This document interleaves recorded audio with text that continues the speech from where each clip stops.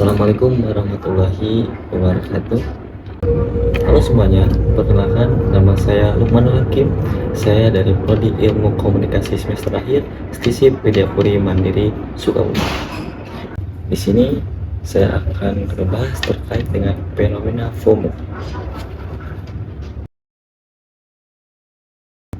Yang saya pegang ini adalah sebuah kotak kecil yang menyala yang hampir setiap menit kita sentuh.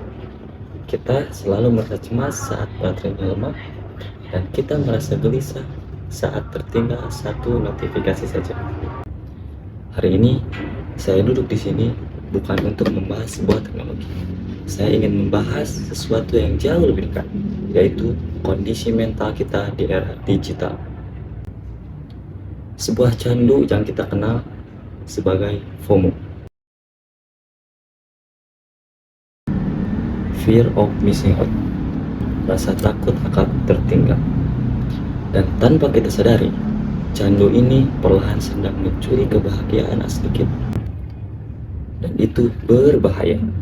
Mengapa saya menyebutnya candu? Dan mengapa kita harus waspada? Ada 3 alasan fundamental. Pertama, FOMO menciptakan standar kebahagiaan yang semu. Kedua, ia memicu kecemasan kronis yang merusak fokus. Dan ketiga, ia membuat kita kehilangan kendali atas keputusan hidup kita sendiri. Tanpa sadar, kita mulai hidup untuk validasi, bukan untuk makna. Secara psikologis, FOMO bekerja seperti narkotika. Setiap kali kita melihat orang lain bahagia, otak kita merasa terancam secara sosial. Kita terjebak dalam perbandingan yang tidak adil. Kita membandingkan dapur hidup kita yang berantakan dengan ruang tamu orang lain yang sudah diatur. Inilah yang membunuh rasa syukur, mematahkan rasa iri, dan perlahan menurunkan harga diri kita.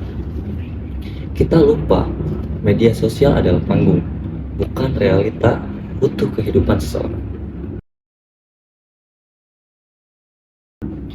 Candu ini juga merampas waktu produktivitas kita.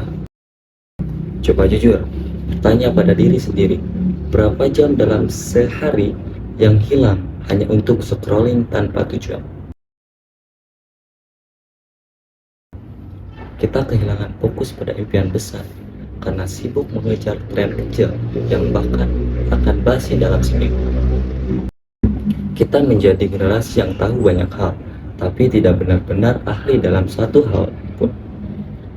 FOMO membuat kita hadir di mana-mana, tapi tidak benar-benar hadir di mana.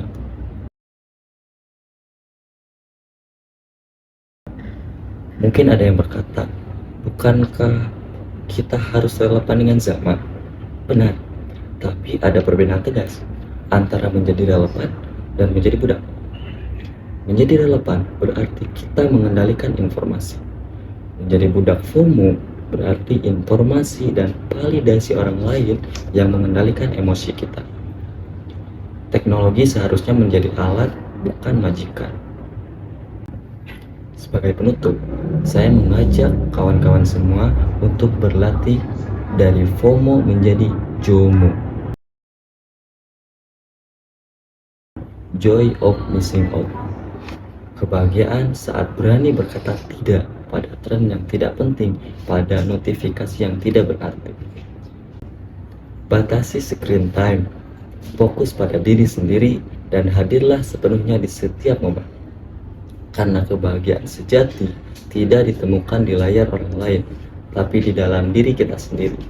Ingatlah, hidup Anda bukan ditentukan oleh jumlah likes, bukan oleh seberapa cepat Anda mengikuti viralitas. Hidup Anda ditentukan oleh seberapa tenang hati Anda saat layar ponsel itu mati. Berhati-hatilah dengan candu bernama FOMO. Jangan sampai saat sibuk mengejar hidup orang lain, Anda lupa menikmati hidup Anda sendiri. Bebaskan diri Anda sekarang sebelum candu ini mematikan jati diri Anda. Terima kasih. Wassalamualaikum warahmatullahi wabarakatuh.